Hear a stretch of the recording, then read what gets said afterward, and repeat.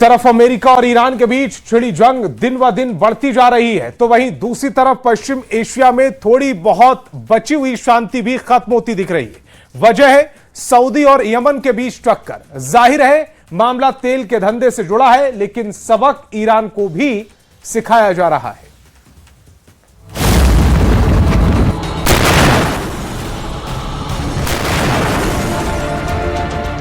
होर्मुज से 3000 किलोमीटर महायुद्ध का एक और मोर्चा। सऊदी अरब यमन विद्रोहियों के बीच युद्ध की आहट।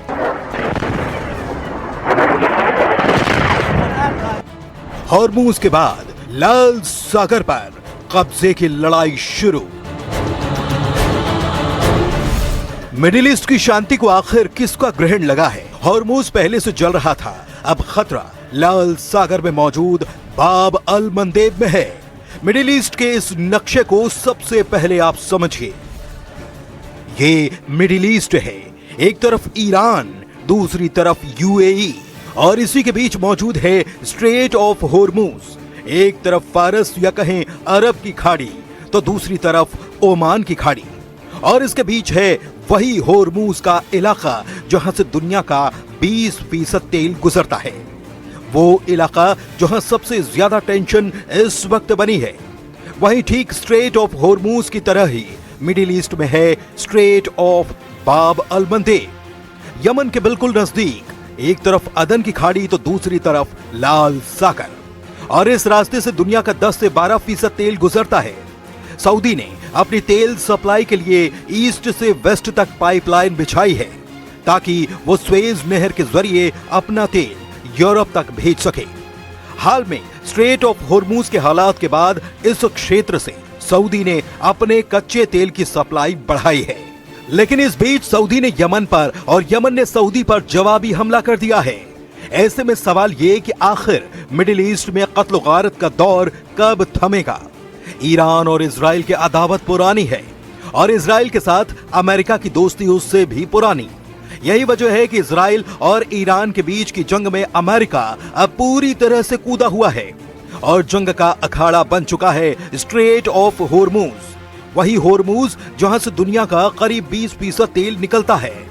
इस कारोबार पर तो संकट था ही, लेकिन अब दूसरे रास्ते से भी मुश्किलें खड़ी हो रही हैं, और ये इलाका है लाल सागर का। वो लाल सागर जिसके मुहाने पर बैठा है यमन और वहां के विद्रोही हूथी, और यही मौजूद है बाब अल मंदेब। ठीक उसी तरह जैसे स्ट्रेट ऑफ होर्मुज है, वैसे ही बाब अल मंदेब भी अपनी खासी अहमियत रखता है, क्योंकि इस इलाके से दुनिया के कुल समुद्री तेल कारोबार का करीब 10 से 12% हिस्सा गुजरता है।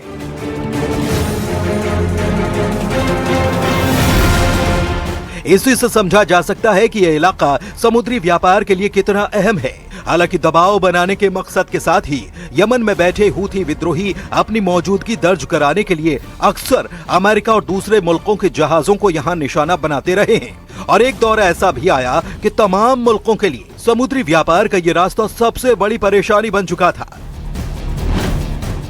लेकिन बीते काफी वक्त से ये इलाका कमोबेश शांत बना हुआ था, और यही वजह थी कि स्ट्रेट ऑफ होर्मुज के बंद होने और जहाजों पर बढ़ते दबाव के बीच इस इलाके से होने वाले तेल व्यापार में इजाफा देखा गया था। लेकिन अब सऊदी अरब और यमन के बीच बढ़ी तनातनी ने इलाके को भी मुश्किल और खतरे में डाल दिया है।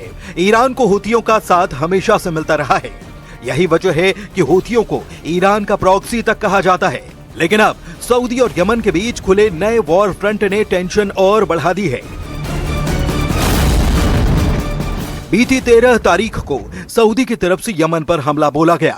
इस हमले का मकसद सना एयरपोर्ट पर ईरान के प्लेन की लैंडिंग को रोकना था। जाहिर है हूथी इससे बौखला गए, और जवाब में हूथी संगठन ने भी सऊदी अरब के आभा इंटरनेशनल एयरपोर्ट को निशाना बना डाला। हूथियों ने एयरपोर्ट पर कई बैलिस्टिक मिसाइलों और ड्रोन से हमला कर दिया। साथ ही सऊदी अरब पर अनौपचारिक युद्ध विराम का उल्लंघन करने का आरोप लगाया। यमन के हूथी लड़ाकों ने सऊदी अरब को इस गुनाह का अंजाम भुगतने की चेतावनी तक दे डाली। बताएं कि साल 2022 से पहले सऊदी अरब और यमन के बीच लंबी जंग छिड़ी थी। लेकिन बीते 4 सालों से दोनों मुल्कों के बीच शांति देखी जा रही थी। लेकिन अब जिस तरह से सऊदी की तरफ से हमले की पहल की गई है, उसने हालात और गंभीर कर दिए हैं, क्योंकि अब हूथियों ने खामोश ना बैठने की मान लो कसम ही खा रखी है।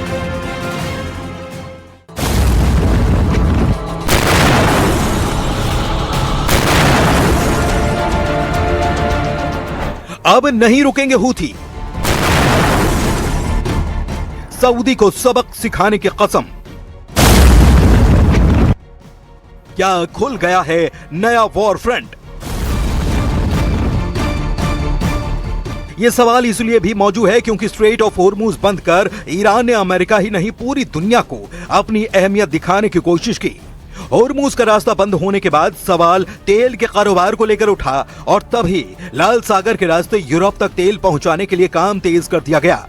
हालांकि सऊदी ने पहले ही स्वेज नहर के जरिए अपना तेल सप्लाई करने के वास्ते पाइपलाइन बिछा रखी है और अपनी इसी ईस्ट वेस्ट पाइपलाइन के जरिए सऊदी अरब यानबू पोर्ट से रोजाना करीब 3.8 मिलियन बैरल कच्चा तेल लोड करता है। जाहिर है ईरान को यह पसंद नहीं आ रहा होगा, लेकिन ईरान की पसंद नापसंद से पहले ही सऊदी ने ईरान के प्लान की लैंडिंग को रोकने के लिए जिस तरह से सोना एयरपोर्ट पर हमला किया, वो एक बड़ी कहानी की तरफ इशारा करता है। सवाल ये कि एक प्लेन को ना उतरने देने के पीछे सऊदी ने 4 सालों की अघोषित युद्ध विराम को दांव पर क्यों लगा दिया, वो भी तब जब उसे अच्छे से मालूम है कि हूथी इससे किस कदर भड़क सकते हैं। तो सवाल है कि क्या ये जंग अब सऊदी और यमन की बन चुकी है या फिर इसके पीछे खेल ईरान और तेल का है, क्योंकि सऊदी हो या फिर मिडिल ईस्ट के दूसरे मुल्क, तेल उनकी आर्थिक नींव है और जब नींव पर हमला होगा तो बौखलाहट लाजमी है। हालांकि युद्ध के नए संकट को लेकर संयुक्त राष्ट्र सुरक्षा परिषद भी चिंता में है। यूएन सिक्योरिटी काउंसिल ने इस हमले के बाद आपातकालीन बैठक की और गहरी चिंता जताते हुए सभी पक्षों से संयम बरतने की अपील की है।